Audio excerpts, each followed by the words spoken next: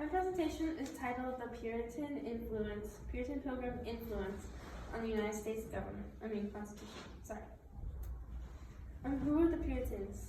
The Puritans were a group of religious people in England who searched for religious freedom under the reign of Queen Elizabeth I. They searched for religious freedom because they thought that the Elizabethan Church was too Catholic in their practices. So that group of Puritans fled to Holland in 1608, but they decided that the Dutch life wasn't a life for them, and they wrote a letter to King James of England at the time to ask him if they could move to the New World, and he said, "You can move to Virginia." So in 1620, a group of Puritans sailed towards the New World with 128 passengers. However, they were blown off course and towards Cape Cod Bay and landed in Plymouth Rock on November 11, 1620. Once they were anchored, they explored and found an old Indian village and settled in December 21st. This is the route of the Mayflower voyage.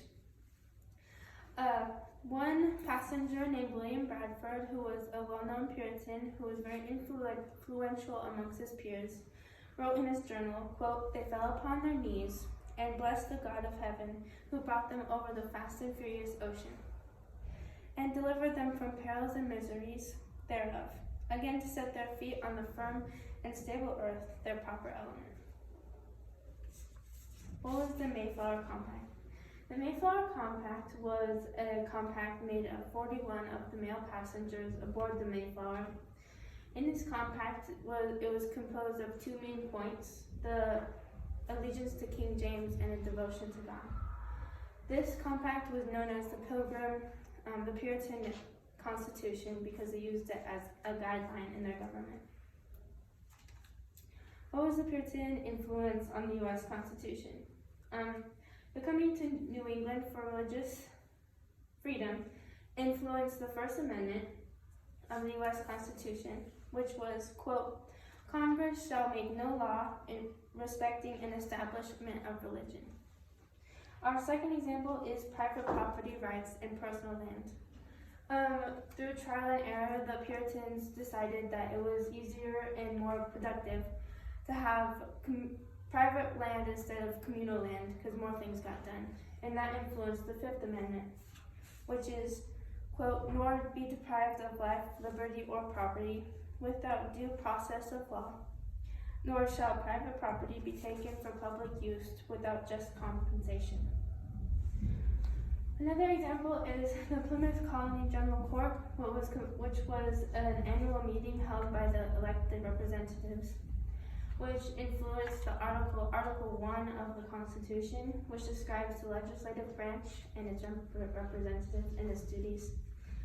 Then another example is the Plymouth Colony Governor, who was elected by people. This influenced the second article of the Constitution, which describes the process of electing United States presidents and vice presidents. Another example is that the Puritans held the first American jury trial in 1638, which influenced Article 3 of the Constitution and the Sixth Amendment, which is, quote, "In all criminal prosecutions, the accused shall enjoy the right to a speedy and public trial by an impartial jury."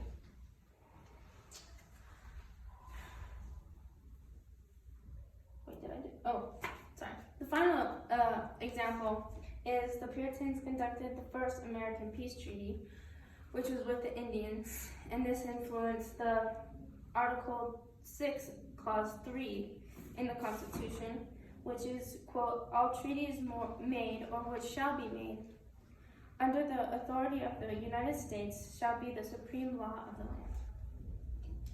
In conclusion, the United States of America national motto is "In God We Trust," which was inspired by the Puritans' unyielding faith of God, and they just always involved God in everything, in every situation that they had, no matter how hard it was.